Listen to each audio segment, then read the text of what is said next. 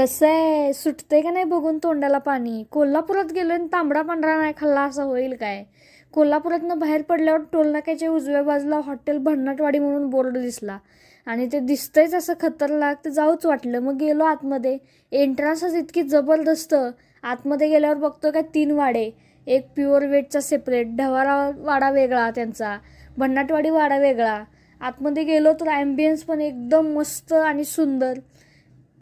त्यांची आम्ही भन्नाटवाडी स्पेशल थाळी ऑर्डर केली, मसाला थाळी ऑर्डर केली, खरडा थाळी खाऊन बघितली.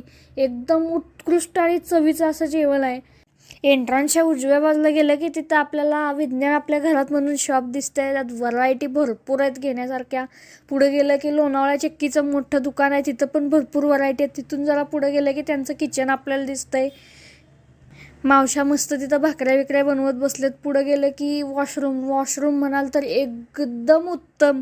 सगळ्या प्रकारचा त्यांनी विचार केलेला आहे. महिलांसाठी म्हणाल तर त्यांनी तिथं फिडिंग रूम दिलेली आहे, चेंजिंग रूम दिलेली आहे आणि स्वच्छता एकदम एकदम ओके. बसण्यासाठी प्रशस्त असे सोफे ठेवलेले आहेत, TV आहे, सगळं आहे. जरा पुढे गेलं की त्यांचा बँकेट हॉल पण आहे. जरा पुढे गेलं की तिथं लहान मुलांसाठी प्लेईंग एरिया त्यांनी सेपरेट दिलेला आहे.